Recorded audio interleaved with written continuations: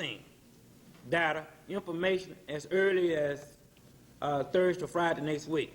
But they asked us to please allow them some time to kind of get through these public hearings Monday through Wednesday and possibly come in on Wednesday. And we, because the staff has been so dedicated and working so diligent with us, we thought that was only fair to give them some time to rest, because they went beyond the call to have this ready for us for the first public hearing.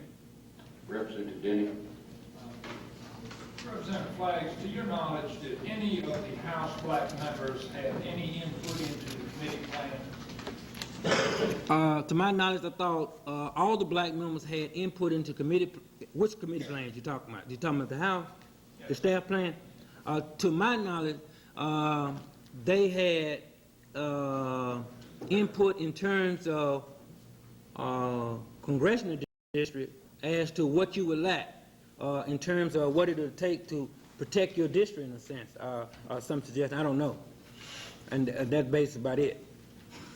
Are you saying that they did have input into? They had input into their congressional leader. But I remind you, in the first congressional district, blacks are not represented in the House of Representatives. So therefore, those citizens that may be representing the first congressional district did not have input. Sir, let me ask you, Representative Flaggs, you mentioned earlier today, I was privileged to read the comments and I started.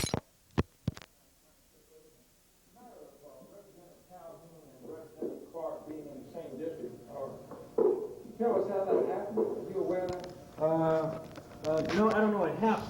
I'm saying according to the printout that was provided to us, and I had the opportunity to critique, it was questioned whether or not, in my opinion, based on that information that you had, that they was in the same district. Now, I heard some discussion in your meeting that the printout said one thing and the map indicated some other thing. I'm just simply telling you according to what I read, and I raised that question so that if it was an oversight, I want you to see it.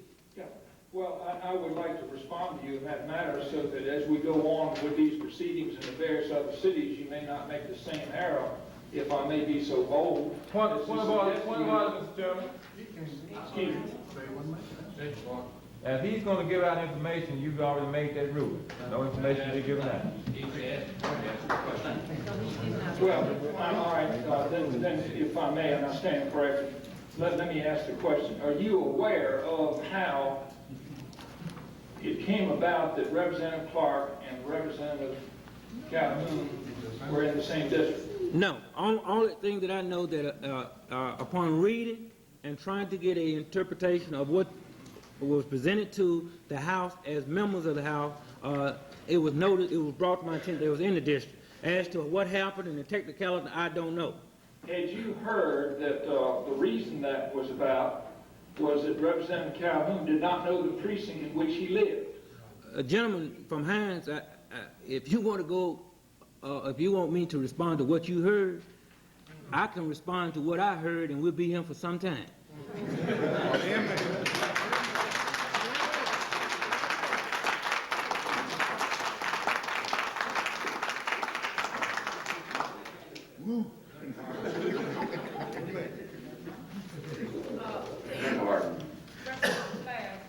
I'd like to get back to the alternative plan because I think Senator House. Both of them. Okay. I'd like you to take us back to your maps and answer for me a series of questions because I'm concerned about that first map that you presented. And I would like for you to tell us.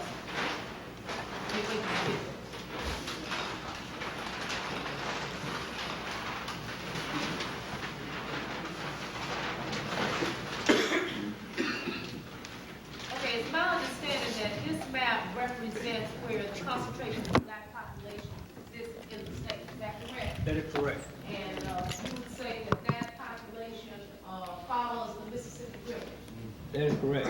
And you also say that that population is concentrated somewhat in the East Mississippi area. Yes, that's correct. Did you create in those areas based on the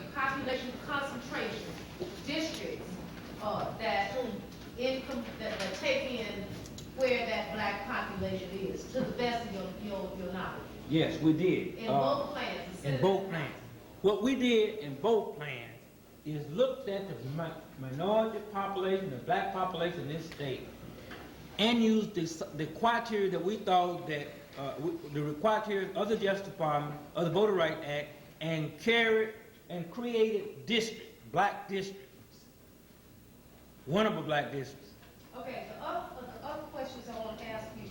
You talked about the Senate plan specifically and the House plan. I want to question you about the Senate plan. Now, the Senate plan, it's my understanding that you created 5 districts with a 60% or more voting age population in the Delta. Is that correct? That's correct. Okay, in addition to that, you also created 2 districts in East Mississippi with a 60% or more black VAP. That's correct. Okay, is it correct to state that you created a district in the northern part of the state that does not in fact have a 60% or more VAP, but is in fact very close, or as a matter of fact, it's probably 58 or 59% VAP? That's correct. Is that one of those districts, one of the 11 electable black districts? With the 58% voting age population, 58% population. 58% VAP. That would in fact not be one of those, is that No. correct? The other thing that I want to know, outside of Hines County, you critiqued the plan, the March 29th plan. Right. Outside of Hines County, how many additional Senate districts were created with 60% or more black VAP? This is on the staff plan. Now, keep in mind, I didn't compile my information based on outside of Hines County. My information was based on, you might be privy to some information I'm not, because my information is based on the whole state of Mississippi. Okay, I'll tell you that in Hines County, according to the staff plan, there were 1 additional Senate seat created, and then 2 outside of Hines County, for your information. Okay. I'll take you that your information is correct. Okay, and It's finally, not, Senator Hardin, that was not just Hines County. You had 2 totally contained within Hines County. You had another one that was part Hines County, part too. So that was the second. Go ahead. Go ahead. my question was, how many of the districts that were created as a result of the 29th plan were outside of Hines County? What we did was create 3 districts in Hines County, Hines and Madison County. And I'm saying that the core of that district, in fact, was in Hines County. And I think that is correct, yes, the core of that district. So that means that you had 3 districts in Hines County, 2 senators already represent Hines County, 1 new district, and you had 2 additional districts that were created outside of Hines County. That is the only, and none in the Delta. And the reason I say that is going back, and I asked you those questions about that population so that you could put into the record how you decided on where those districts were going to be drawn. That's the reason I asked you that series of Well, questions. the decision was quite clear. The direction, the instruction of the staff was to take the 1990 census and use the requirement by law and create as many minority black districts as possible. And I think they went beyond that. And not only create more, they created what we call, or what should be considered as winnable black district. As you look at what we call winnable in terms of population, in terms of geographic areas and et cetera. Urban versus rural. When that, well, no, but it's fine. Black. All right, Mr. Flagg, I'm following up on the last questions by Senator Hardin. Can you go to your map with the dots on it for us, please?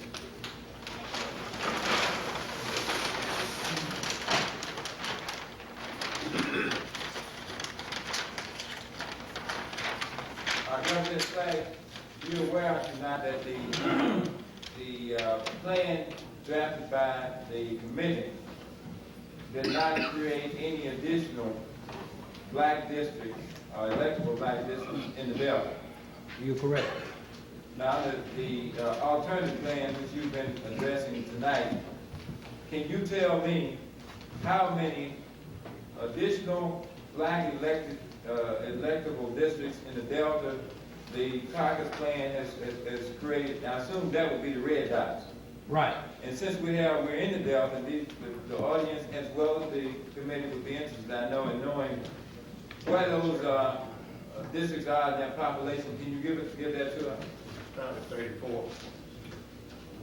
District 5, which is right here, was created, is additionally 63.32 voting,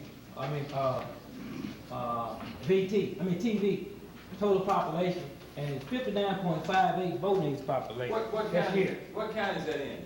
This is in Is that Benjamin Marsh? Benjamin Marsh. Where's the next area in the Delta? The next Where you area. have a new, now when I mean new district, I'm asking you about districts that are not currently occupied by a black member of the House of Representatives. Okay, right here in Tallahatchie. Now, the red dots, if you will. Red, okay, I'm sorry. Right here, you have District 29, which is 82.90 and 78%, 78.2 voting age population. What county is that? This is in Bowler. Where's your next? Sunflower.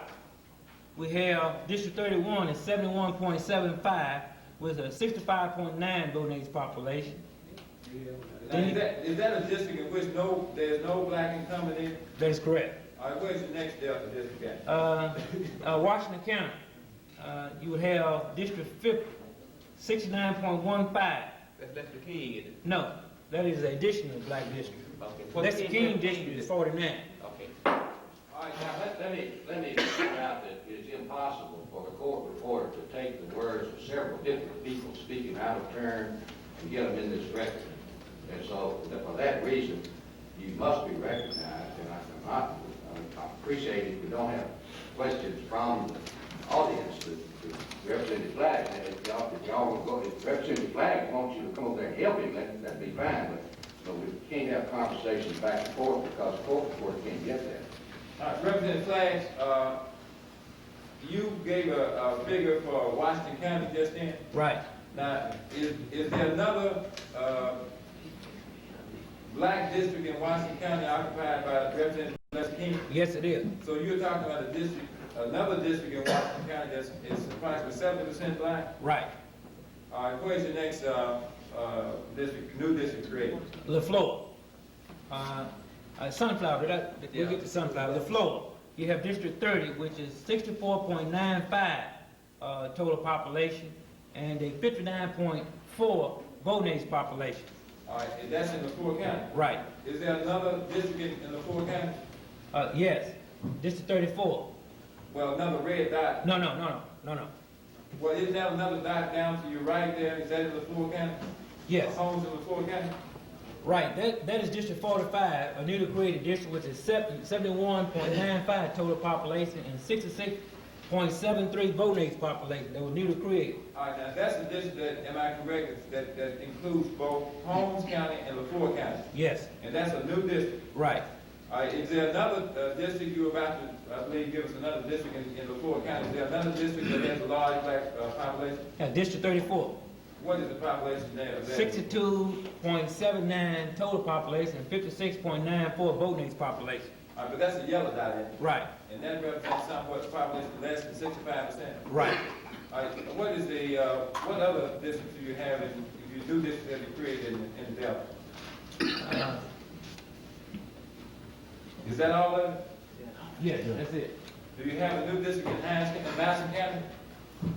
Madison and Lee County? Y'all consider that the Delta? Y'all come there for Yes, it's District 46, 67.18 total population and 62.32 voting age population that was created. All right, Representative Flagg, since the appear to have only 2 dots left. I think the committee and the general public would probably want to know what those 2 new dots represent. We created another black district in Hines County, which was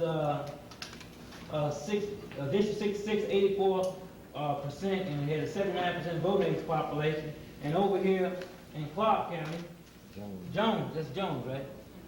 We've created another in District 88, which was 70.64 and 65.85 voting age population. All right, Representative Flagg, assuming that the district in which blacks are currently elected from in the state of Mississippi in the House returns a black representative, would those red dots represent an increase of 10 if things worked out where blacks were able to elect a person with that choice and that person turned out to be black? Would that represent an increase of 10, bringing 10 new additional blacks into the House of Representatives? That would be the minimum. And that would be a total of 30 then. Right. And the yellow dots represent populations in which there is a possibility that blacks can be elected from. There are 4 of those on it. Right. Representative Flagg, you were asked by Representative Denny about blacks having the opportunity to have input. Do you recall that the Legislative Black Caucus submitted 48 majority black districts to the committee for consideration in this initial plan, Right. staff plan? We did. All right, other than the 20 black incumbent members, did you see any evidence of inclusion of the other 20 black districts submitted by the Black Caucus in the staff plan? No, what they did is, it really just gave you what you already had. So they didn't deal with, in response to Representative Dennis' question, even though you had, quote, what he referred to as input, that input was not put to use. It was not seriously put to use, and that's why we knew that we had to come up with an alternative plan and a plan that represented what we thought was separate to the just about met our requirement and could do what we really wanted to do. And that's our main objective, and should always be our main objective, is making sure one person, one man vote is represented, and we did so. I have no further questions. I do have one person privilege to make which to the request. You go right ahead. Oh, You recognize. You recognize. Highly privileged motion. You recognize. I would request that we suspend any further hearings, finish the one tonight, until the staff has had an opportunity to generate the data which they have in the computers, the printout of that would result in the printout of the precincts in the districts and of the maps for the alternative plan. Thank you. There are a good number of other people here tonight who came to Greenwood to be heard. They may not want to wait until what's been done that you're talking about. My request had nothing to do with, I said, finish tonight's hearing, but future hearings. Well, we're not going to cancel the hearings. They're already scheduled, if that's what you're saying. Well, that's what I was requesting. No, we're not going to do that. Senator Musgrove? Representative Flagg, I'm trying to make sure I don't get confused in your numbers. Now, the plan provides for 27 winnable black districts on the alternative plan. Is that correct? Is that the number I've heard? Right. All right. Now, in response to Ed's question a minute ago, you indicated there were 10 new winnable districts in addition to the 20 that are present, plus a possibility of 4 others? Right.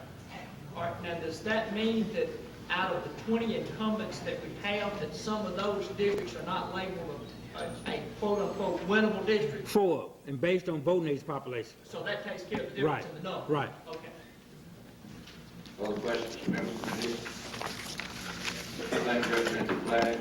Well, thank you, Mr. Chairman. Take about a 5-minute recess at this time. Reconvene. Let's let 10 minutes again.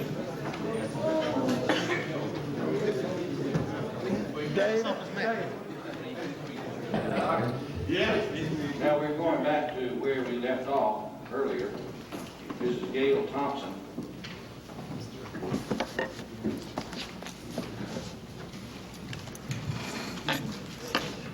My name is Gail Thompson. I represent the Tunica County Redistricting Committee. and I'm speaking in that capacity in general about the proposed plan before us tonight. Clearly, the plan submitted by the Joint Committee is exclusionary and it violates the law.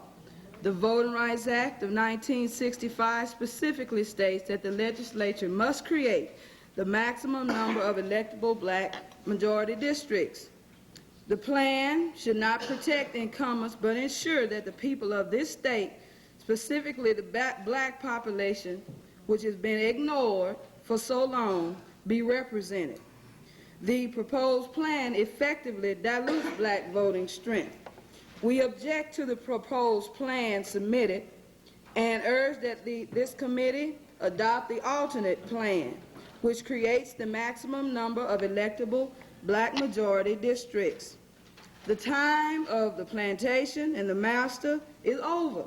This is 1991, not 1891. We can think for ourselves.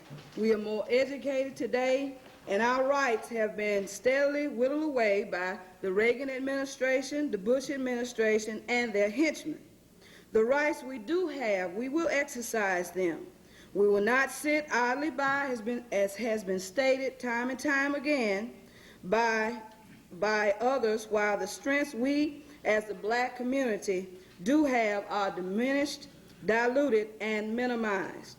We must have the maximum number of electable black districts in this state, and this should be reflected by the adopted redistricting plan from this state. We must reject the proposed plan as it is now set forth, and we must adopt an alternate plan that includes the citizens, the black citizens of the state of Mississippi. We will not be railroaded. We are prepared this time. This is not 1979. We are prepared to push forward and ensure that we get what is rightfully ours and ours by law. Thank you. Thank you, Ms. Thompson. Questions from members of the committee?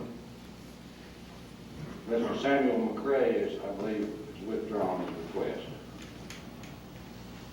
Mr. Robert Hall.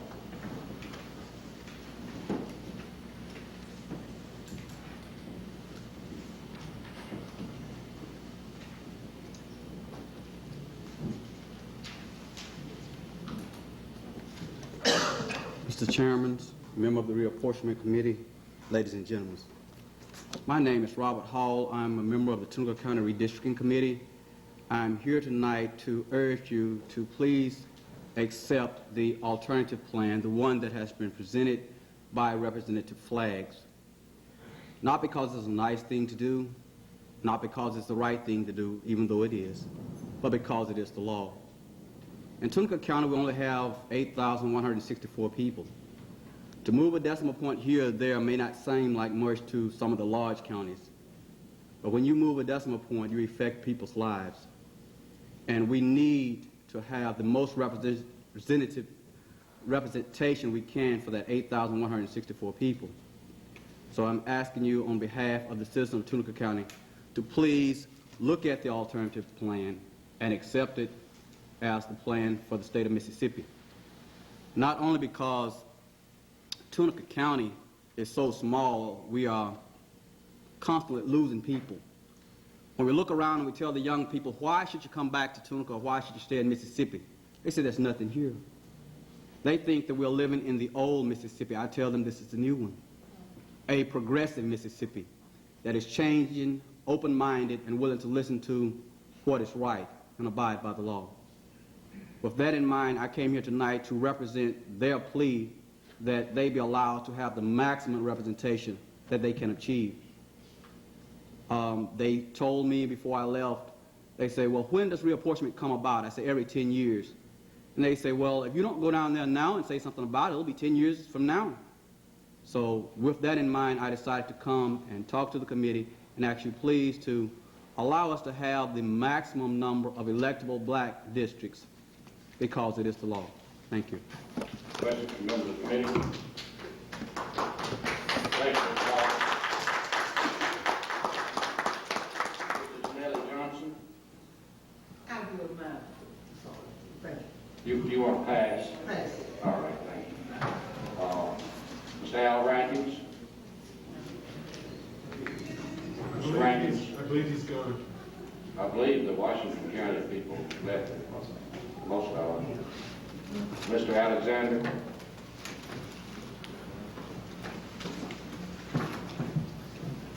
Mr. Evans Turnage? Mr. Turnage in the room?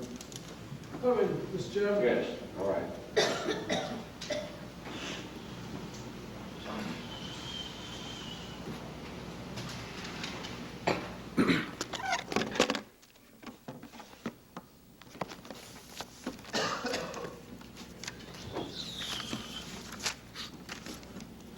To Mr. Miller, the chairman of this distinguished committee, and the other committee members, I have just a very few comments that I would like to make today regarding your actions and your proposed plans. In beginning my comments, I would basically want to start back and just kind of go back to where we were when we held the first round of redistricting, and I believe I came before this committee in Clarksdale the last time back in late October or early November or whenever the first round of the hearings were. And at that point in time, we did not have the 1990 census data, and we could not come before you with any specific plan, but I made you a promise that I'd be back, and we would have the plan for you the way that we wanted it. And at that time, y'all also requested that we tell you what it was that you wanted or you needed in order to draw the districts the way that we wanted them at the first round of the hearings. And I remember distinctly appearing before the committee in Clarksdale, pointing out that at that time we had 2 black senators of 52. And I believe I started off saying that we had 20 black representatives of 122. And I pointed out to you that in the Delta, we only had 3. 1 from Tunica, 1 from Coahoma, and 1 from Washington. And I pointed out to you all of the districts that were basically unrepresented. And I believe I turned them at what we call phantom districts. They look good on paper, but they just aren't there in the field, so to speak. And I believe that specifically I pointed out the district that was at, I believe, 30 or 31 in Sunflower County, which did not have a black representative. I pinpointed some areas in Bolivar County that we wanted some changes made as to how we could come up with an electable black district. And I went on for some other areas, Washington County, which has 78,000 people, enough for almost 4 districts. On an ideal of 21,000 would be 84,000. They have 78,000. So you can see Washington County could have 4 districts itself. Bolivar County could have 2 districts confined within itself. I went on and pointed out that Sunflower County had enough population to come forward with electable districts. And I remember pointing out vividly that in Sunflower County, the district that Mr. Cleve McDowell ran in was one of the phantom districts that I talked about. That he ran, it looked like 63% on paper. It included Parchment. And they didn't have any voting precincts at Parchment. They don't have people in jail over there, and I assure you they don't vote on election day. And that those numbers were counted within the Sunflower County district that Mr. McDowell was attempting to win. And on paper, it looked fine, but when you start canvassing votes, they're just simply not there. The point that I made to you about the Bolivar County plan was that District 28, which is presently represented by Charlie Capps of Cleveland, he has less than 1/8 of the geography of Bolivar County, which is the 2nd largest county, I believe, 2nd or 3rd largest county in the state of Mississippi. District 29, although at that time was 71% black, had the other 7/8 of the geography of Bolivar County. And also within that 7/8 geography of Bolivar County, within District 29, lies the Delta Pine Land Plantation, which I understand to be the largest corporate plantation in the world. You got voting precincts down there that we talked about, the Scott voting precinct that I believe shows on the 1990 data of having around 1,000 and some people, but they never vote more than 200 down there in that district. The same with the Stringtown voting precinct, which is listed on there for the District 29. They have 200 or 190 people listed in your data, but they never vote more than 15 or 20.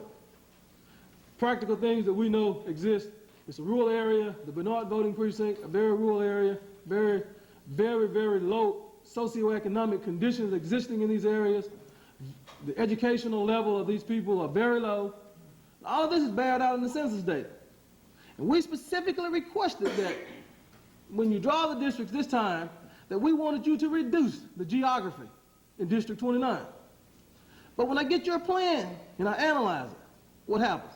You increase the geography. You go up there and get Mr. Delma Furnace from Rena Laura. You go outside of the county. You put more geography rather than adding. That's what my complaint to you tonight. One of my complaints. I have many. But I think that the Black Legislative Caucus, being the representative body that they are of the citizens, the black citizens throughout this state, came forward, took a very courageous stand in this reapportionment, a very commendable stand, and came forward with a plan that set forth all of the things that we asked you to do that you didn't do at the beginning. I believe that the plan that the alternative plan that has been adopted by the Black Legislative Caucus satisfies all of the requirements of Section 2 of the Voting Rights Act. We started out at your last hearing that we talked about, and I believe that I told you that we talked about redistricting of the state legislatures being the dividing up of the political power in this state, and that all people in groups should have a share of this power. And I believe that when you look at what we have now, black citizens in this state comprising 35% of the total population of this state. When you look at the 2 black state senators that we have, that's a mere 3.8% or 3.8% of the total 52 senators. Gentlemen, that is a gross statistical disparity. We have 19 black state representatives, 20 black state representatives of 122. That's a meager 16.39% of the political power in the state legislature. Your plan comes back, that you come back, and we told you that we felt like we were underrepresented at the last round of public hearings. We identified you the counties in the Delta that had no black representatives. And the ones that did have a representative like Washington County, they could have 2 more down there. In LaFleur County, we pointed out to you all of the counties, one by one: Sunflower, Washington, LaFleur, Humphreys, Carroll, Yazoo.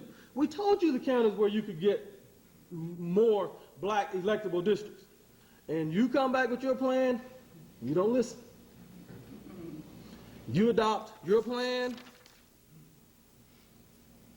The Senate, you have 13 majority black districts with black total population. You have only 5 with majority black districts with a 60% or better black voting age population, which we consider to be an electable district. In your House plan, you come back with 19 majority black representative districts with a 60% or greater black voting age population. A mere 15.57% of, in other words, 19 of 122 is 15.57%. You did nothing to correct what we already told you existed. In the Senate plan, you bring 5 of 52 back, which would be 9.6%. You did a little bit better, but not much. I mean, there's nothing to go out and scream about or to take any glory, I mean, for having done that in my mind. The Legislative Black Caucus plan goes a long way to clear up the gross statistical disparity that we pointed out to you and proved to you that existed, which you knew existed because we told you during the first round. Under their plans,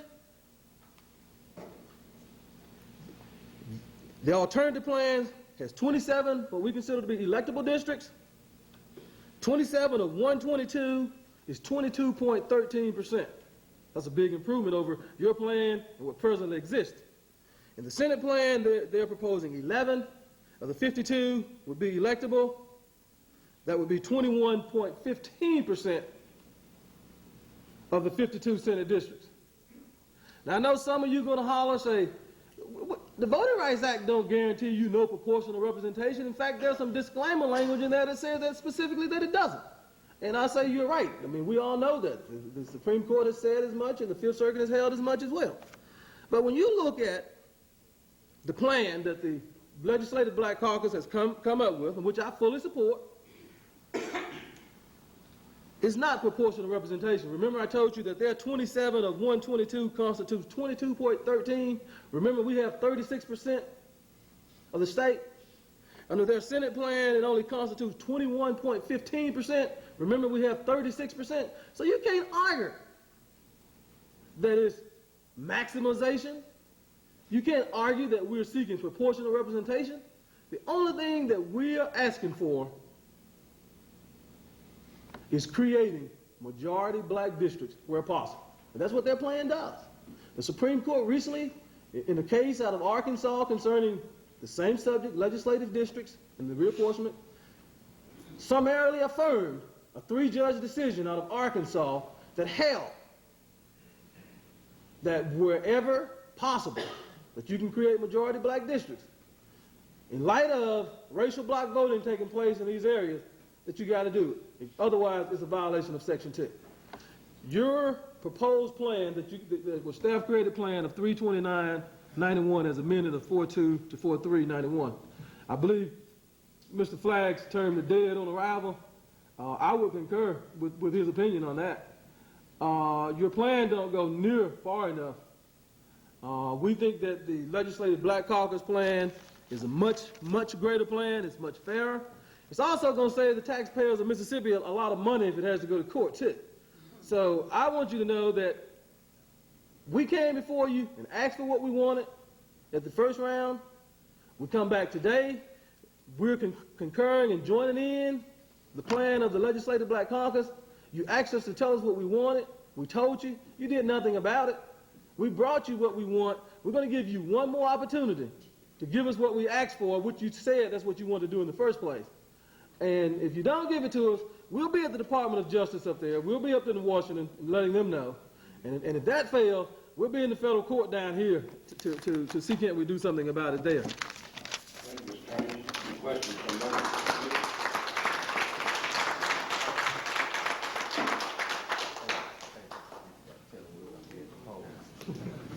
Yeah, we also be at the polls. Watching who vote for the polls.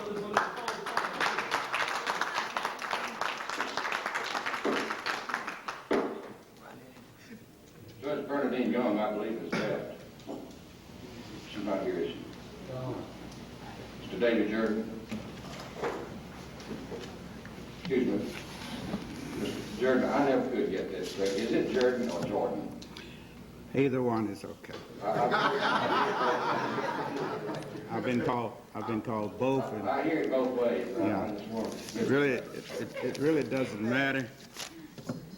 To the chairman of the committee, to our distinguished guests, senators, and to the people that are here to listen to what we have to say. You know, I guess what I would have to say is somewhat redundant. All I would have to say to this committee is to do the right thing. Throw that plan out.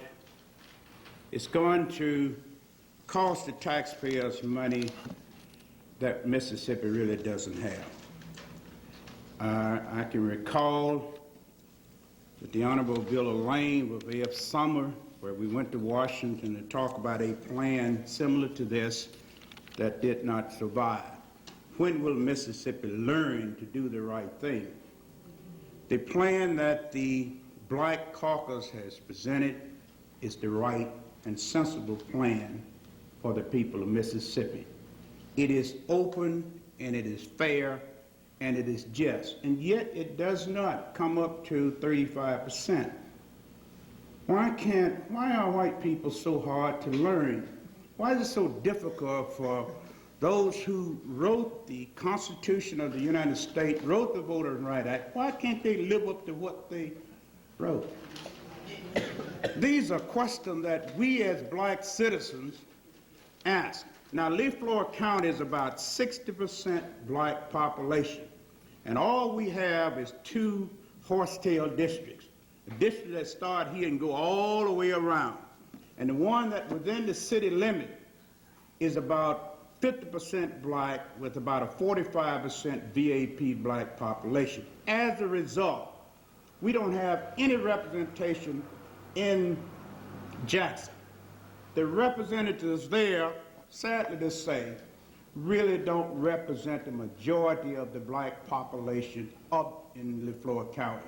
And all we're asking is to adopt the Black Caucus Plan to allow the people of Leflore County to have representation. I have polled my representatives to vote for things that are important for the state. They all voted against it. And here we come up with your plan, which is worse. Worse than the one we already have. Example, the Senate district takes in, at the present, not counting your plan, Leflore and Carey County, which I guess the Senate is ideal population of 50,000. But now it takes in Leflore County, Carey County, and it goes all the way up in Grenada County. A monkey with an iron head would know that this doesn't make any sense at all. Why couldn't they have gone into Holmes County? I know why, because Holmes County got blacks down there. They are running away, going up in Grenada County.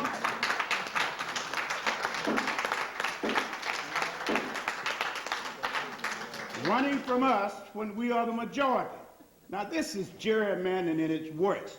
And I will agree, you will not get away with it. And my point of argument, you ought to know better. You ought to know better than to sit down and bring a ridiculous plan before rational people. And you are rational and honorable individuals. How can you do that? I know people can't read and write. Wouldn't make anything this ridiculous. So I'm not trying to lecture to you, but I just have too much respect for the Mississippi legislature for you to come up with something so disgraceful. Haven't we learned Mississippi has fought and lost ever since I've been born, and that's been a long time. Haven't we learned? Will the Guinness Book of Records show that Mississippi legislators are the slowest learners in the world?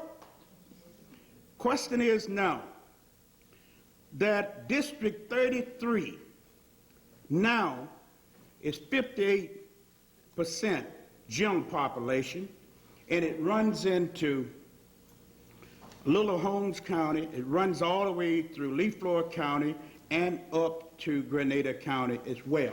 And you have enough population in Leflore County to create a black and a white representative seat. Why don't you do that? It's easy to do. I could draw a plan in 5 minutes that would give us equal representation in Leflore County. But instead, you involve pieces of 3 other counties. All right, we got 38,000 by the census. It only take about ideal population about 21,000. And in your plan, you don't have 21,000 in neither. You got 17,000 in District 33, and you got 19,000 in District 34, and then you've gone into 3 different counties. Why couldn't you just use 21,000 of Leflore County population, then take the other part and get the other from Holmes County, and you would have a black representative and a white representative. Fair representation. But the way we're going now, we can't win either one of these. And that's ridiculous in a county that is 60% population. And you gentlemen know better. But I'm so glad that there's a greater power than the power of the Mississippi legislature. We will prevail. Now, we don't have to go through this. We can be realistic. We can sit here and draw up and accept the Black Caucus Plan, and everybody can work together. That's what we've been saying. But the foolishness you all carrying on, we'll be fighting until doomsday, because we're not going to allow it to happen. So I'd like for you to throw out all the garbage you got for Leflore County, the senatorial district and the 2 legislative districts, and come up with a district with a black represented district and a white represented district. If you can't live with that, adopt the plan that the black legislators have, the legislative black caucus, which to me is a fair and just plan for the people of the state of Mississippi. And this is not asking too much. This is right. This is just. And this is the direction we as rational people ought to be going. As president of the Greenwood City Council and president of the Greenwood Voters League, political grassroots organization, which we will meet a lot of you at the polls across this state in some way in the way of endorsement. And we're going to be for the right thing. We're going to be for what is just. We have no animosity, but we'll win. We will win this fight because we are right. Thank you.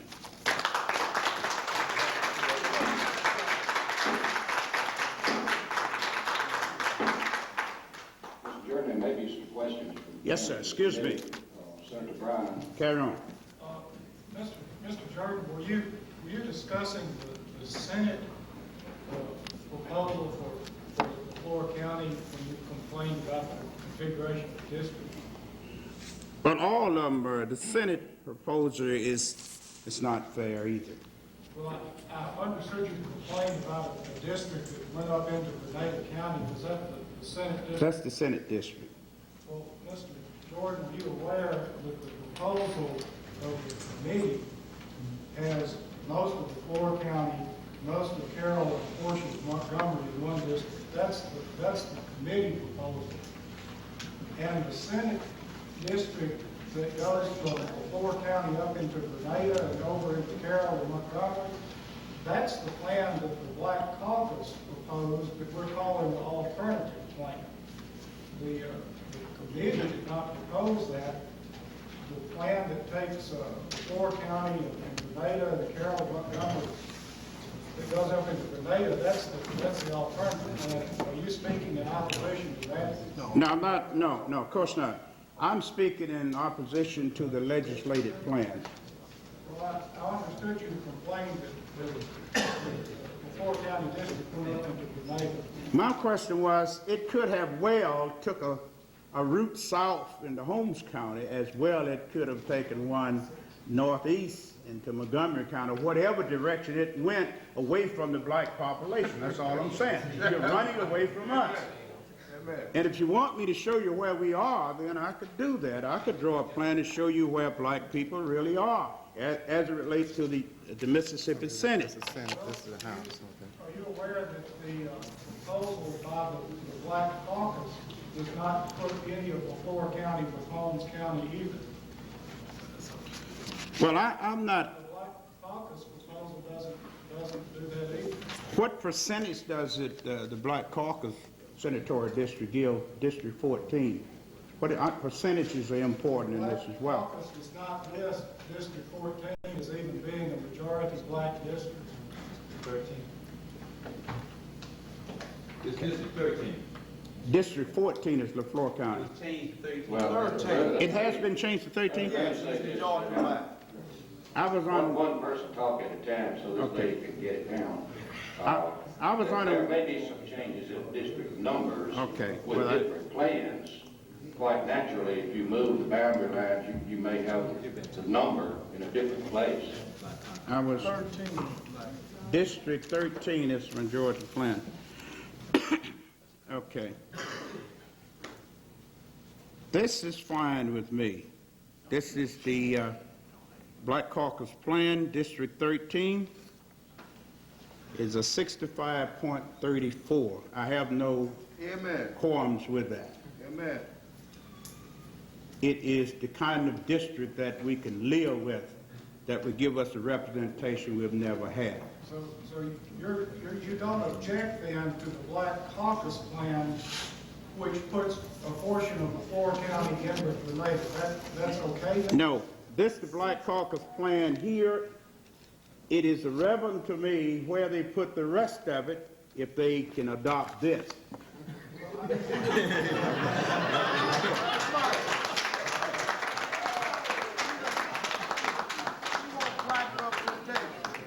What I'm saying is we need more than 2 senators there. We'd like for one to come from the Delta.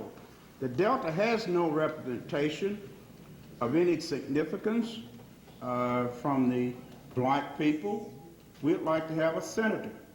Yes, sir, but we're trying to get your opinion about the districts that you would like, and I understood you to object. Let me withdraw that and make it crystal clear that I want this District 13, which is 65.34.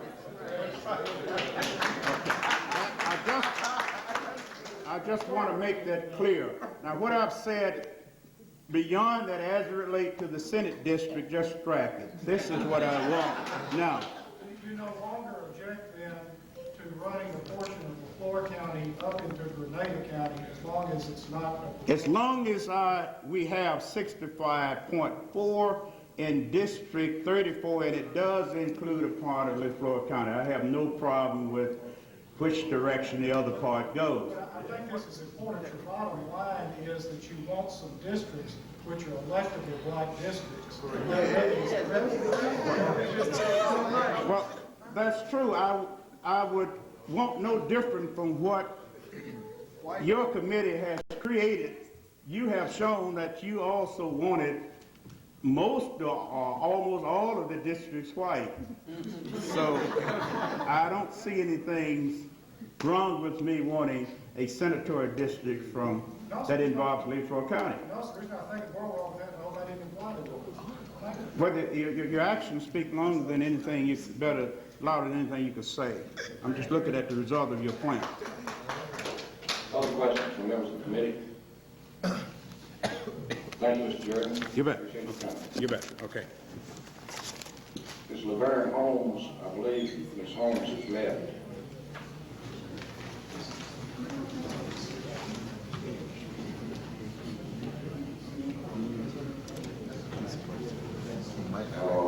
Mr. Willie Perkins, junior. Mr. Miller, I signed for Mr. Perkins. I was right after Mr. Jordan. I signed last. I did sign last, no question about it. Margaret Carey is next on this list. Well, I'm just saying I signed for her too, sir. Well, what do you say, Mr. Chambliss? You skipping. You're skipping, you're not, you're violating your own rules. I don't have your name on the list. You want to go now? Does Mr. Perkins want you to go now? No, it's not, she told you. Yeah. She told him she was up here and you said you were going to go with Mr. Jordan. If it's all right with Mr. Perkins, I don't have any objection. You go ahead now. Real short. Is that all right, Mr. Perkins? That's fine. I'm just going to criticize the entire proceeding. I'll be real short. Is Miss Carey here? I am. Is that agreeable with you, Miss Carey? It is. Fine. Thank you.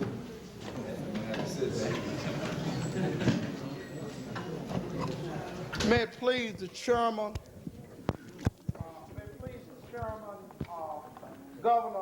former Governor Lane, Justice Anderson, members of the Black Caucus, and friends, I'd like to make my presentation from here. I want to work with the court report if it pleases you. Thank you.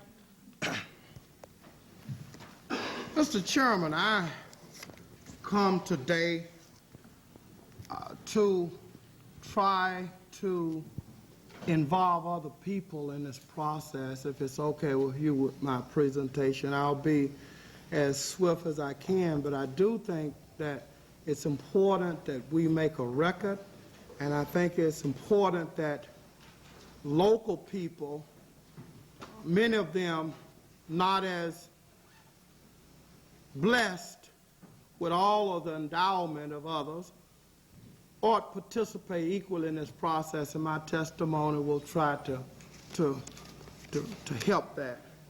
If it please the court, Mr. Jordan. This is not a court. The chairman. If it please, Mr. Jordan, could you stand up, please?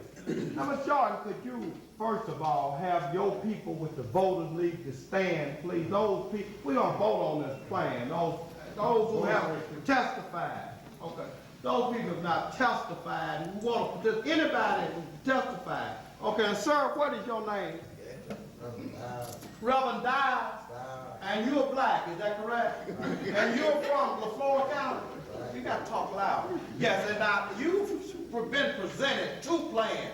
A plan that creates a substantial amount of least change, white district, and a black caucus alternate plan. Which plan do you vote for? Black. The black plan, yes sir. Okay. Sir, what's your name? Honorable Gray. Where are you from, Mr. Gray? 1060 Broad Street, Greenwood. Okay, and you've heard this testimony, looked at the exhibit tonight, did you not? Yes. And which plan, the black caucus alternate plan or the committed plan? Black caucus, man. Thank you very much. Sir, what's your name? Could you stand up, please? That's okay. My name is Richard L. Gardner, City Alderman, Charles, Tallahatchie County. Okay, sir, you've heard the testimony and the presentation. Now, two plans being considered here. Could you tell us which plan you prefer? Black plan. Okay, could you stand up, please, and tell your name? Rosa Martin, Tallahatchie County, for the black plan. Okay. Talk a little louder so the court reporter can hear. Johnny Thomas, Mayor of the Town of Glendora, for the Black Caucus plan. Bertha Hampton, City Alderman, Charleston, for the black caucus plan. I didn't get her name. Bertha Hamilton, City Council, Charleston, Black Caucus Plan. Yes, sir. Jesse Martin from Charleston for the black plan. Mary Duggan, Tallahatchie County, black caucus. Reverend R.L. Williams, Black Caucus. What county, sir? LaFleur County. Yes. If you're going to test her, you don't have to. Joseph Curtis, I'm City Council from the City of Greenwood. I prefer the Black Caucus plan. Yes, sir. Sir. I'm Robert Hall of Tunica County. I am for the first of the two plans which are considered to be the one presented by the Black Caucus. Thank you. Yes, sir. Senator Jones, Tunica County Election Commissioner.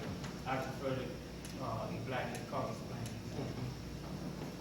In reply to the District Committee, I prefer the Black Caucus plan. Miller Johnson, Tunica City, I prefer the black caucus plan. Back in the back, please, ma'am. Could you carry? Yes, ma'am. My name is Alvin, and I'm from Montgomery County. And I prefer the black caucus plan. Yes. You. My name is Rosa Palmer, I'm from Montgomery County. Speak a little louder, please. My name is Nathaniel from Margaret County. I prefer the black plan. Yes, sir. You. My name is Michael Taylor, from Tallahatchie County. I prefer the Black Caucus. Oh, yes, ma'am. Could you? My name is You Shirley. could you stand up, please, so we can see. My name is Shirley Johnson. My name is Eddie Meeks. I'm the president of Tallahatchie County Branch NAACP, chairman of the Tallahatchie County Redistricting Committee. Based on the information that I've heard and through all the testimony of this committee, I prefer the Black Caucus plan because I feel it comes closer to living up to what the Voters' Rights Act wants. Yes. Yes, sir. Eric Henderson from Harvest County. I prefer the Black Caucus plan. My name's Darrell Smith. I'm also from Humphreys County. I prefer Black Caucus plan. My name is Marvin Henderson from Harvest County, and I prefer the Black Caucus plan. Come here, son. Yes, sir.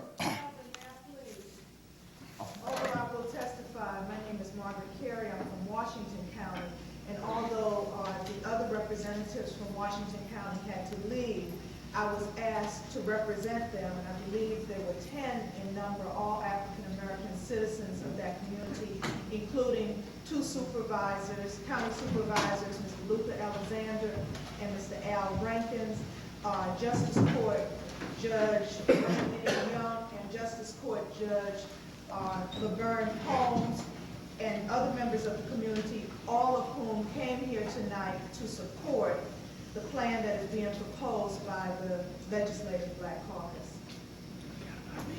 Yes, My name is William Richardson. I'm from St. Cloud County, Mississippi, Indianola, and I'm for the Black Caucus plan. And I'm going to tell you why.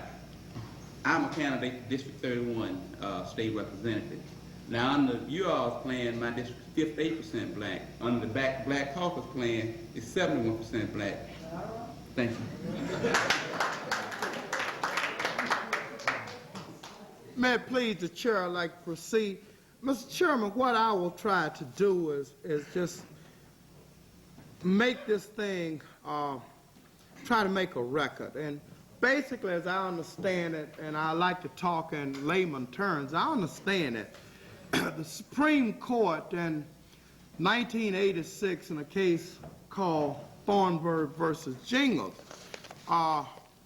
basically interpreted the Voting Rights Act, Section 2. Section 2 of the Voting Rights Act in a City of Mobile case in, I think, 82, Supreme Court said you had to prove discriminatory intent, very difficult to prove. So the Voting Rights Act, of course, was amended, and as a result of a compromise, they decided that the standard would be results.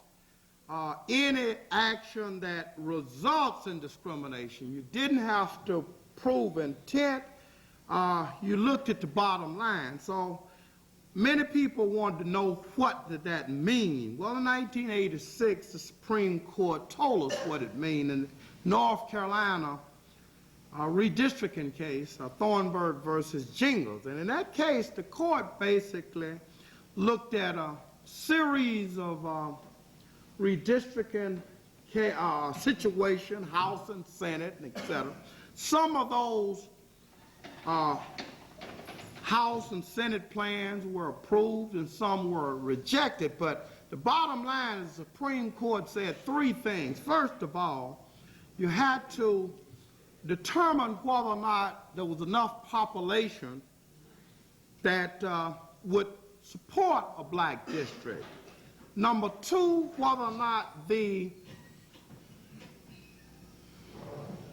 black population was cohesive. That is to say that they voted together and, you know, they basically agreed on the candidate. Didn't mean 100%, but a substantial majority. Third element was, in spite of the numbers being there, in spite of the blacks voting as a unit, the candidates of the black people's choice were always defeated by the superior voting strength of the white population. That showed racial polarized voting. Once you've shown that, then the entity, in this case the state legislature, has an affirmative obligation to create as many districts as possible. And why? Well, because you have shown, first of all, that population will support these districts, that blacks have tried to participate in some way or another, and nevertheless, in spite of all of their doings, they've not been able to participate equally in the political process and to elect candidates of their choice, so that the standard that is used, and I have to do this, and it's tedious, but I have to do it. I don't think we've done enough of it tonight. The standard is the court looked at the totality of the circumstances to determine whether there is a violation. I've heard people talking about violations, but I think that we have to look at some specific examples in terms of things that we feel are dear to us, that if we were in your position, Mr. Musgrove, Mr. Chairman, that we would do it differently. First thing in mind, I have exhibit number 1. And by the way, let me just make my introduction. I am the chairman of the NAACP redistricting committee statewide, and we are part of the redistricting committee that is being headed up by Mr. Rhodes and Mr. Sayre, and et cetera. Well, we also have another antenna, and that is we do have the support of the NAACP out of Baltimore. Dr. Hooks did say that he's prepared to come to this state, and we did get the support of the National Black Leadership Forum, which is the 15th major civil rights organization chaired by Coretta Scott King and John L. Jacobs, who is the chairman of the Urban League. And of course, in there's SCLC, Dr. Joseph Lowry, and Dorothy Heights, who is Negro. And so they are going to support us. And the reason we were able to get them to support us, in Exhibit 1 that I tender to the court reporter, and I tender if Mr. Chambliss, would it do violence to your presentation to present all of the exhibits at one time? Sure. I will do that. I will do that. Why don't you get that? Okay. Here you go, sir.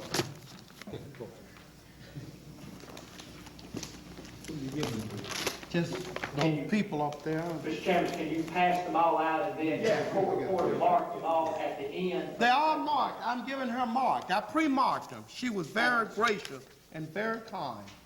Okay. Who to give them to? Those people up there, mainly. I'm gonna get these.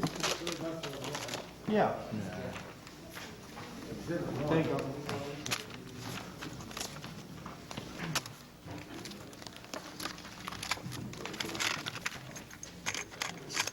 Here, son.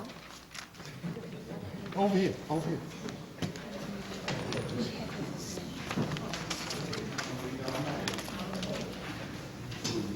Here goes.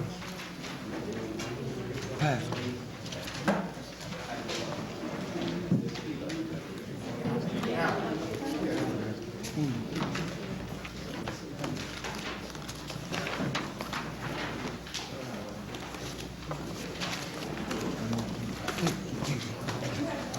Excuse me.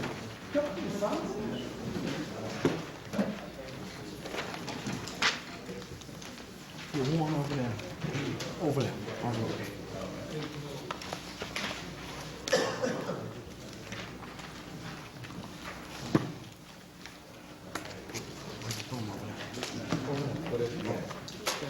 That's it.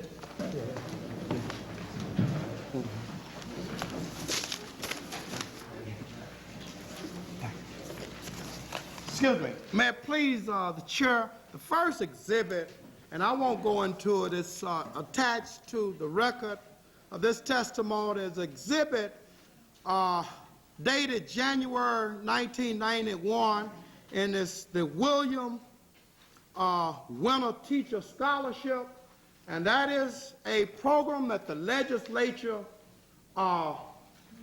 adopted, which as one could see on page 1, Blue Mountain College, Delta State, Mississippi College, Mississippi State, Mississippi University for Women, University of Mississippi, University of Southern Mississippi. Not one black college got into that money. That's criminal. But we couldn't vote, so and if we voted, we lost. I might add that the William Winter Scholarship was given some additional money this year, and we objected to it, and I understand it's an amendment that the schools don't necessarily have to be public, they can be private. I think that's a violation of law, and I think it ought to be challenged in court, but there's something that we think that you were remiss. The next one is just an article, and you have no control over what Sid Salter says, but it's the closing of Valley State. And we will pat you on the back and say that some years ago on the closer question, you stood strong. We pat you on the back when you deserve it, but at the same time, Mississippi Valley State, Jackson State, and Alcorn not gotten an appropriation. And if we think if black folk was in the Senate and the House, that those institutions would be more vibrant and strong so that we wouldn't have to worry about the Sid Salters and the John Johnsons of the Clarion Ledger and all those people who are intent on the destruction of black higher education. The next exhibit is Mississippi is Still Burning, and that's the Johnny Walls confirmation. I don't want to go into those wounds, I'm going to let somebody else. All I can say is that as long as I live and as long as black people live, as long as there is a Magnolia Bar, we will always remember what happened to our buddy Johnny Walls. The fourth exhibit is Citizens Against Racism, and it's a group that targeted some people for defeat that followed the Johnny Walls. I don't know those people, and I don't know whether they're going to carry it out, but certainly they circulated a lot of literature, and I just think that this record should reflect that there's a lot of resentment still as to how the procedure was carried out in the Johnny Walls confirmation. Fifth is exhibit NAACP is Justice Fred Banks, and Justice Banks basically stated, and we can take good pride in the fact that this gentleman believed in black colleges, and I think that, and I think Mr. Counsel Anderson would agree that there is no man in the world or in this state that has more integrity, dignity, and worth than Justice Banks. And yet Justice Banks said that he went to black schools and they gave him remedial education. And of course, because of black schools, he's where he is today, and it's just real affirmation. Exhibit 6 is Elias Blake to Ray Clear, and in that letter, Elias Blake basically said that Ray Clear's destroying Jackson State and destroying black higher education. He didn't have to say that. I think all of us can look and see the statistics clearly show from 1981 to 1990, black communities lost 457 degrees. 1981, prior to this upheaval, prior to the mission statement, there were 1,900 degrees conferred, 1,100 degrees conferred by Jackson State, 375 by Alcorn State University, 250-some degrees by Mississippi Valley State. 9 years later, Jackson State is down. They still confer close to 1,000 degrees, but they're down 9%. Alcorn is down 48%. And of course, Mississippi Valley is down by 56%. Over that same period of time, the white universities have only increased their attainment, they have only increased their conferring of degrees to black people by 2% or 26 degrees. That's genocide. From 1981 to 1990, Ole Miss, Mississippi State, Mississippi Southern, Delta State, and the W, they give 26 more degrees a year. In 1990, we've lost 457. I calculate that to be a starting teacher salary, $20,500. That's $8 million in the black community we're losing a year. And of course, Ray Clear came in here promising to help us, and everything we see is destructive, and we tell you now that he will be a political liability, and we want y'all to vote for him, because if you all vote for him, that just means y'all won't be back. And I promise you that. There ain't no threat.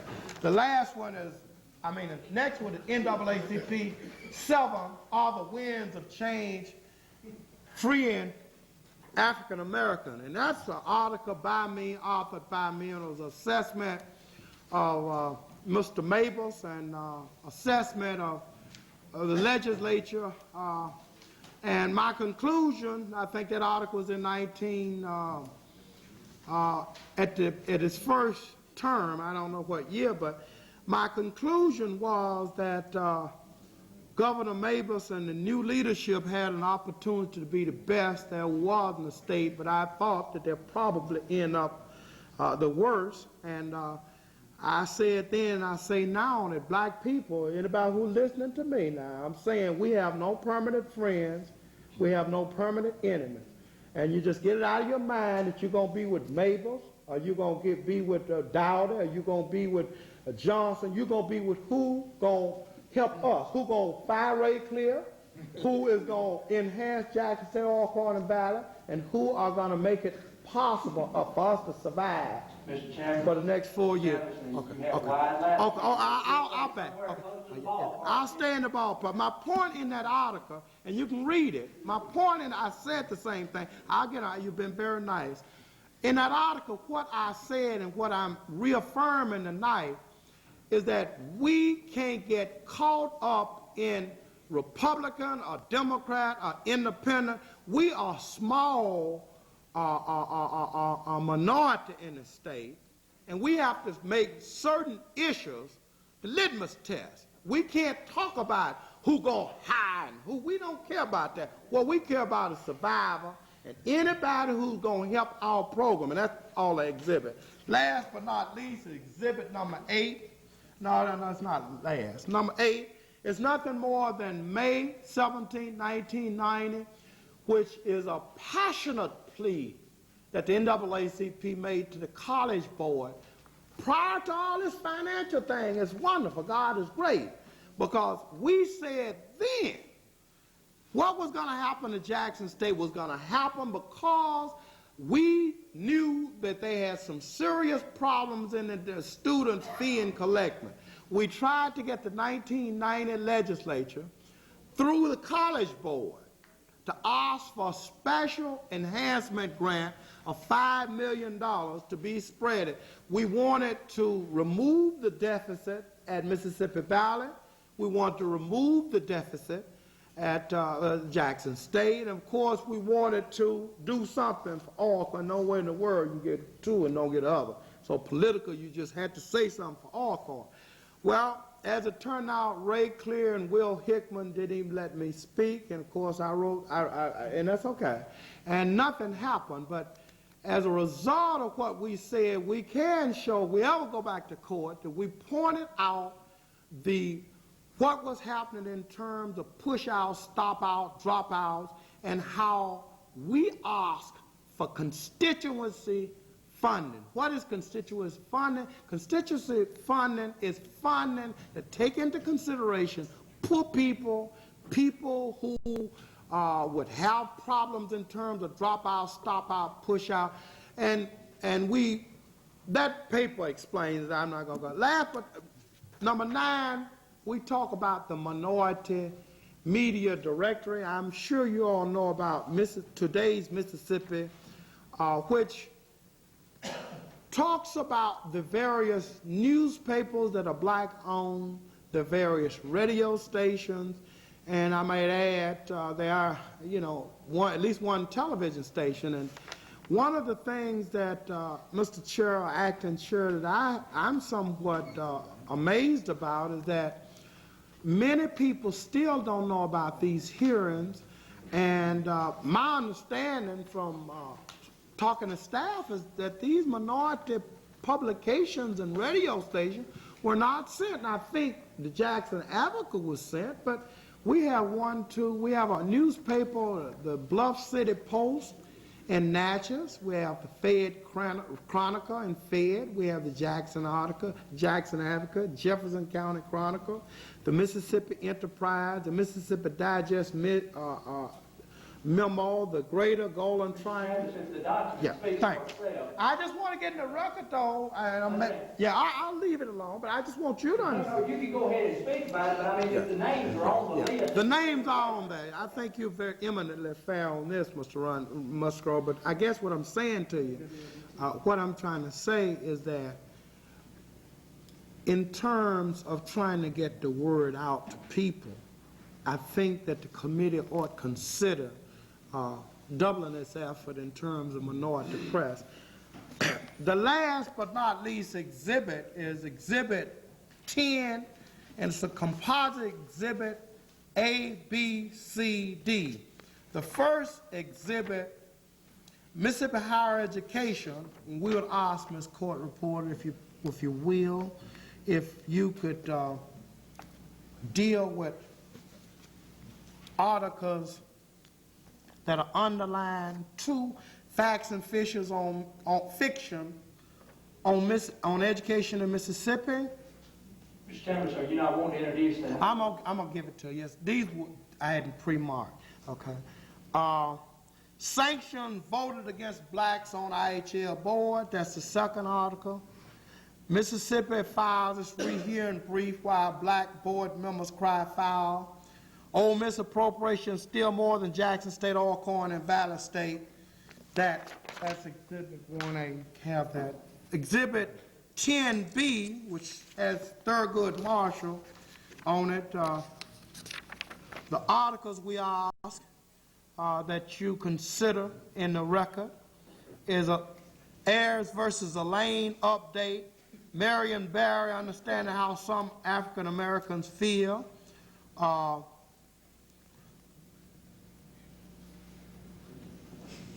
and also the employment policy of the Oxford School. By the way, it's symptomatic. They hired 28 teachers last year, not one black. And prior to the suit being, Mr. Chambliss. yeah. I'm about. Well, okay. Well, the point is, during desegregation, it was 4 black principals and 4 white principals. 2 years later, after suit is dismissed, no black principal, and that's all over the state. So white folks still ain't gonna do right. The next one is conspiracy to destroy black boys, and it shows in our school systems what's happening. Well, I want that in the record. NAACP exhibit number 10D, February 1991, and the story behind the story on Jackson State University and Dr. Hefner. Last but not least, an open letter to Ray Clear asking him to resign and save the state the headache of firing him. All right, that's number 4. Now let me just say, and I've taken up too much time, let me just say this, that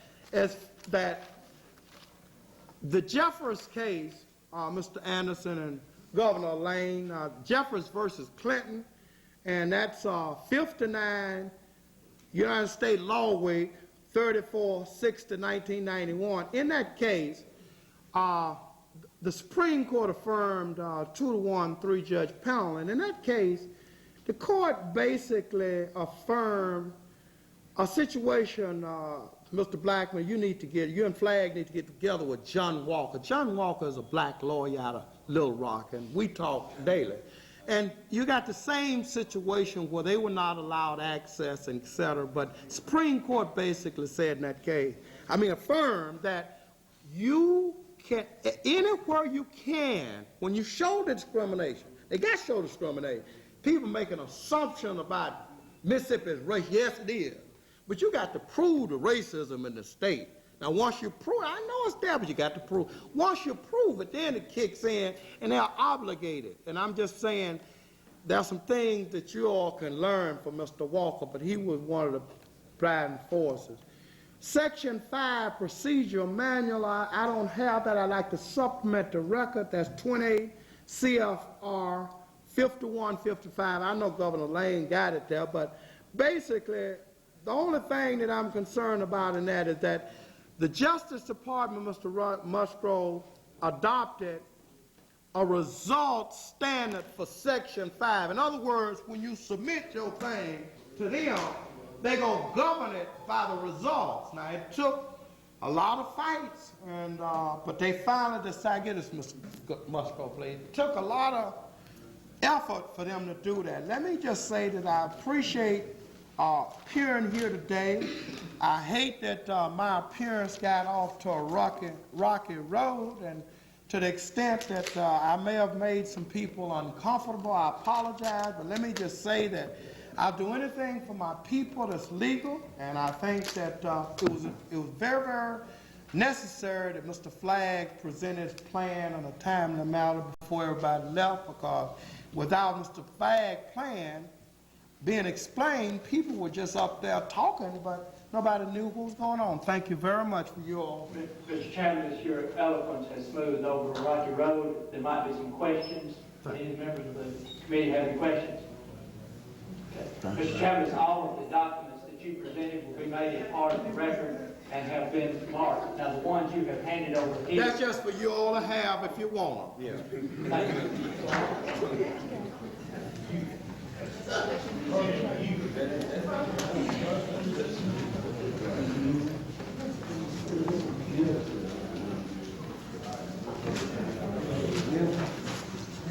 I believe Margaret, Miss Margaret Carey. Willie Perkins, yes, excuse me. Go ahead. Mr. Perkins, could you like to say? Sure.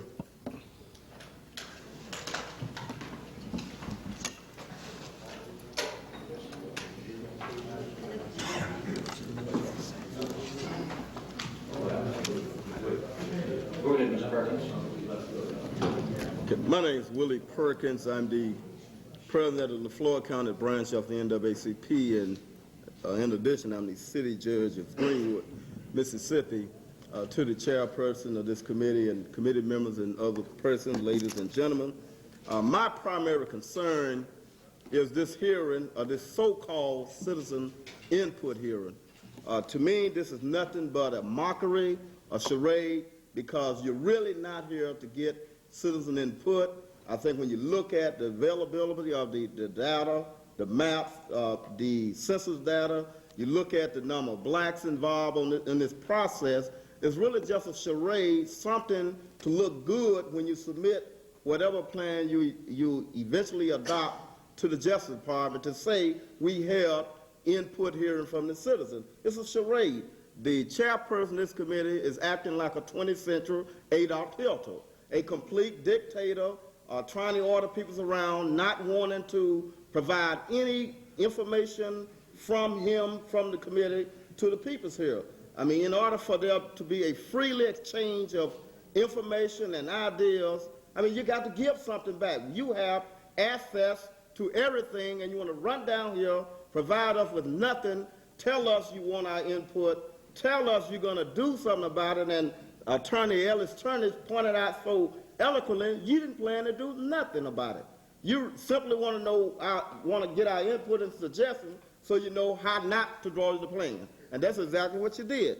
And to that degree, that's my criticism of this entire process as being really not a public input hearing. The Justice Department needs to know that when that plan goes to D.C. that we had no input, that you had no input. You can look at the numbers of the blacks on this committee. You can look at all the people in this room working for you, the clerks and court reporters and all. You can look at the lawyers, and all due respect to Justice Anderson being black here, but that's it. You have not given black peoples of this state any fair chance to have input in what decisions are going to affect their lives. And this is 1990, and we're not going to sit back and live in those slavery days. We are here, and we plan to live in this state. I'll be here. As the brother said, we'll see you in court. If that's what it takes, that's where we'll be. To the degree, to the very tiny, small degree that our input may mean something, reject your plan immediately and adopt the caucus plan. Thank you. And no, I don't care to answer any questions because you won't answer any. That's fine.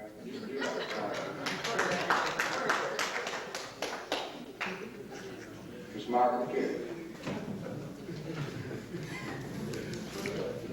To the committee chair, and members of the public who are here at this hearing.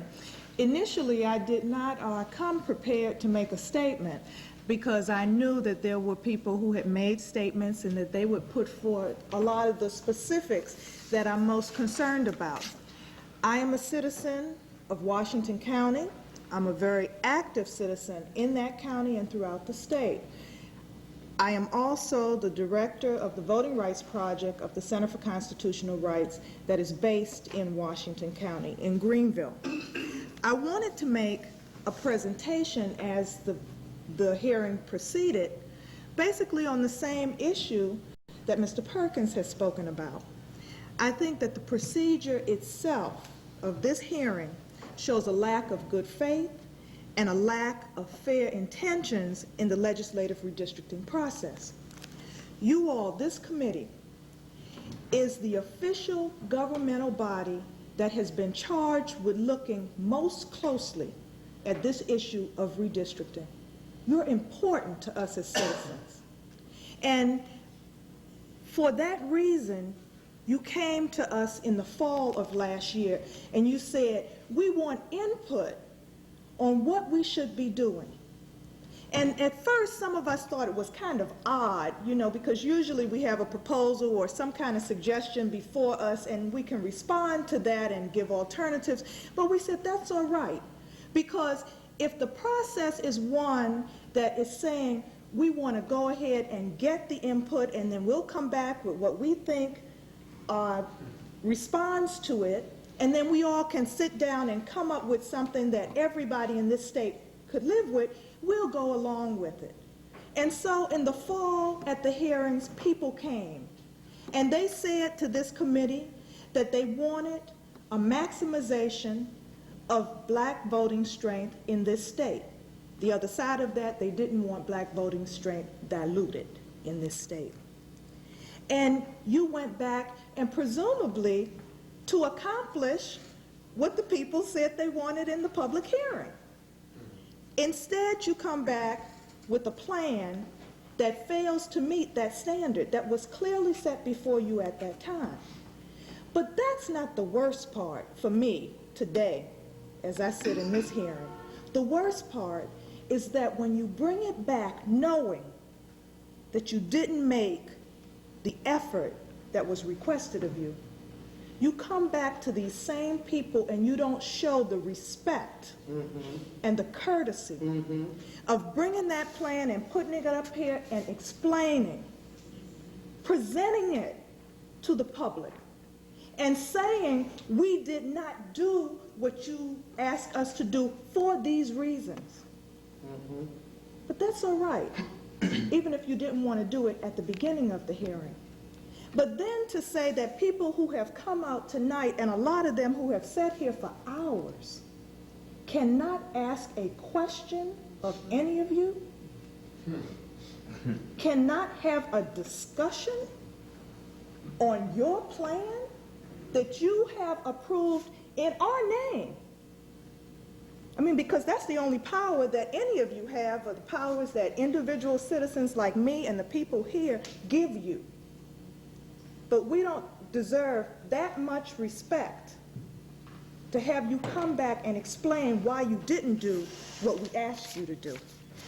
And there are a couple of burning questions that I have. You don't have to answer them, but I do want them on the record. I want to know, did you as a committee instruct your staff to draw the maximum number of electable black districts? Because to me, that's the bottom line question in this whole issue. Did you instruct them? I have to assume that you did not, because when members of the Legislative Black Caucus took that same staff with the same data and instructed them accordingly, they were able to produce the plans that have been suggested as alternatives. Well, see, I think as a citizen, we should be able to explore in a hearing like this why that instruction was not given. And if it wasn't given, what instructions were given to produce the plan that you have before us. Now, any proceeding that doesn't allow that, to me, is unfair and is motivated by something other than fairness. On the plans itself, I speak in support of the alternative plan that has been produced by the Legislative Black Caucus. I believe it meets the standards of the Constitution and of the Voting Rights Act. And in fact, not only do I think it meets those standards, I think it's the only plan before us at this point that meets both the constitutional and the voting rights standard. Going back to process. Criticized the process to this point, and I want to give suggestions about the process from this place, because evidently that's what you all are saying you're here for, is for us to give suggestions. After these hearings, I don't see how anything else can be gleaned except that you have a mandate to accept a plan that creates at least as many black majority electable districts as the alternative plans. And districts that are as strong, because see, that's another issue. Districts, because there's some districts there that go far beyond 61% black voting age population, and so we don't want plans that might come back and have as many districts with 61%. If there's a 78% district there, we want a plan that comes back that has that district at least 78% or more. I think there's a mandate that comes out of this hearing that this committee do that. You have the alternative plans, and I'd like to say that if it's not done, we will not look at ourselves as interveners in this process. This is our process, and we will act and we will speak for ourselves very clearly. I am in the business of enforcing the Voting Rights Act. That's what I do for a living.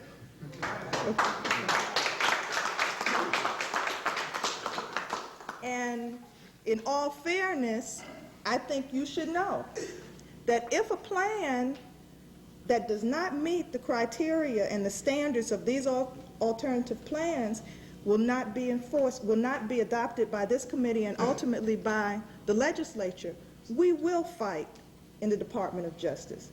And we will win in the Department of Justice, I believe. And we will prove not only that the plan you adopt has a result that is discriminatory, because we have taken the time to prepare alternative plans, to come and speak with you, to stay until this hour of the night. We will show that your plan has the purpose of discriminating. Because at this point, I think we are far beyond whether or not something is done in goodwill and has a result that's unintended. At this point, the cards are on the table and everybody knows where they stack up, and if the hand is played in a way that we lose out, we have to say it was intentional discrimination on your part. And so I ask that this committee show the courage to join the rest of us in moving this state forward. And I think a big step that can be taken in that direction is if all of us can join together, and probably for the first time in history, present a plan to the Department of Justice that all the citizens of Mississippi can own up to, can be proud of. When somebody calls from the Department of Justice and says, Margaret, Carey, what do you think about that legislative redistricting plan? I could say, great. That's the position I want to be in. And so I challenge members of this committee to have the courage to put me and other black Americans in the state of Mississippi in a position where we can support you. That's what we want to do.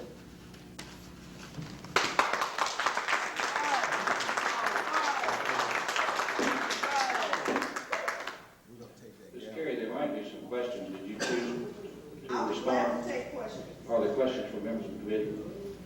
Don't ask nobody who knows. Well, I see there are none, so thank you very much. Don't ask nobody who knows more than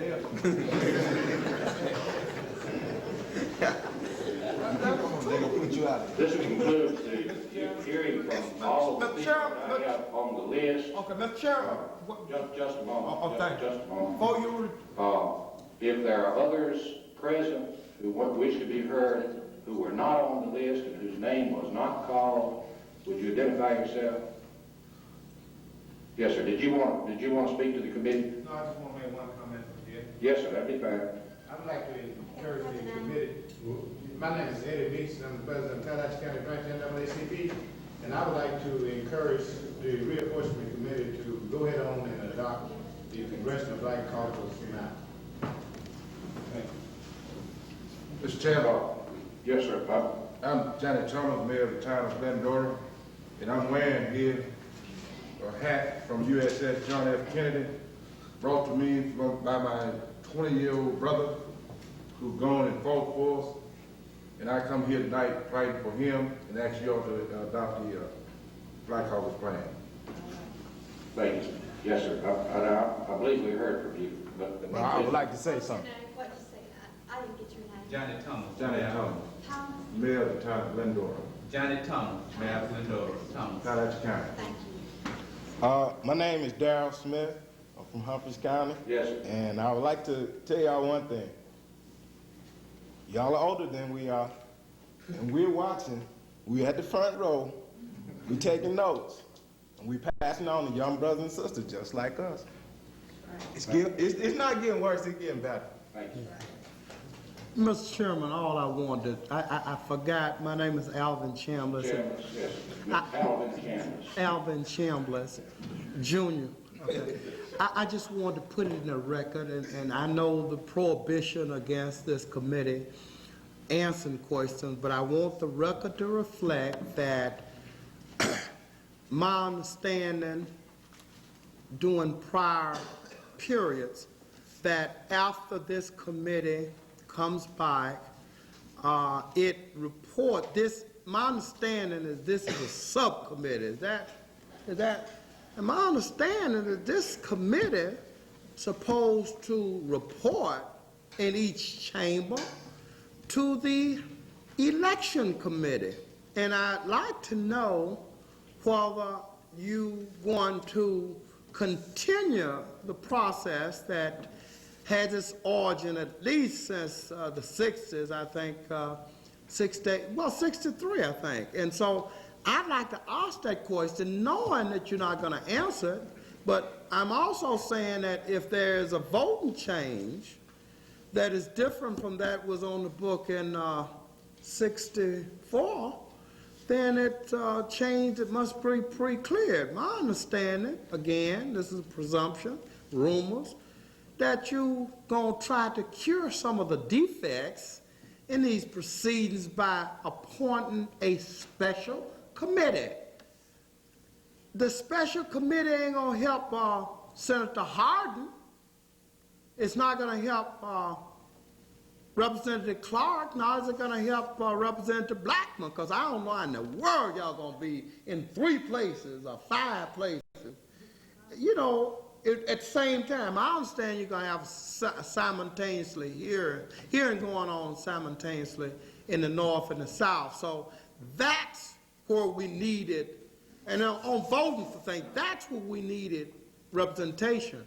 I think to establish a new committee would not only violate the Section 5, but I also think it would do violence to the structure that is already set up in each chamber. So I guess I'm only saying 2 things, and I appreciate you, Chairman Miller, for at least being very courteous now, and I'm sorry if I offended you earlier, but I'm saying that, number 1, I'd like to know whether you are going to report back to the election committees in each chamber, and I'd like to know, and if you don't answer that, I'd like to at least give some advice that any special committee would be frowned upon and fought very vigorously by those of us who can fight. Thank you, Mr. Chairman. Thank you, Mr. Chairman. I can only tell you that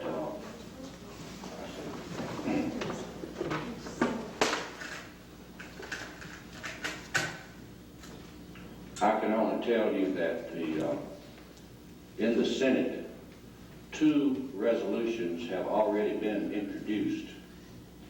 They are dummy resolutions. They don't really say anything, but they have been referred to the Elections Committee, the Standing Elections Committee of the Senate.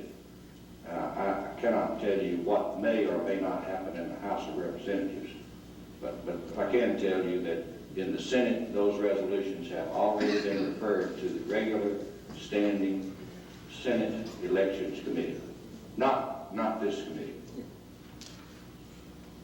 Chairman Simpson, do you have an opinion? Everybody loves you. We don't want you to leave, but you are going to leave.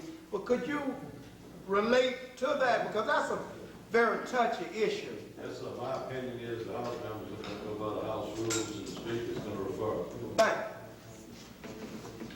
you. Mr. Blackman? Yeah, Mr. Chairman, I waited to the end to say this, but I personally, as an individual member of this committee, am considering refraining from attending any more public hearings unless the chair reverses its decision and provide a means, a structured means that it may be, for the citizens to have some input from us, as opposed to us just sitting here and listening to them, because if that's true, I'll read the transcript. I won't need to attend the hearing. And I want the record to reflect that too. But that would be the reason that I will not attend any more meetings unless we have some structure for input. And I might add that at the hearing at 1 o'clock this afternoon, chaired by Representative Francis Savage, that was not the edict laid down by her in her handling of the hearing. And it did not disrupt or prolong the process. I thought the people felt good about the kind of exchange that they were getting, and I personally felt good being involved in that process. Mr. Blackman, all of the information that this committee has, as you well know, is public information. Any plan that's been generated is available to the public. Anytime they want to call, they can call the office down there, go by there, and get anything that we have. Now, I don't know where you end when you begin to give out information. Well, there are a great many things that have been said here tonight that certainly each of us would probably like to be able to respond to in a public forum. Well, we will have that opportunity when this committee needs to consider the suggestions that have been made. We will have that opportunity. I said through some form. Now, I presume that the chair has been proven it can do, can exercise its authority.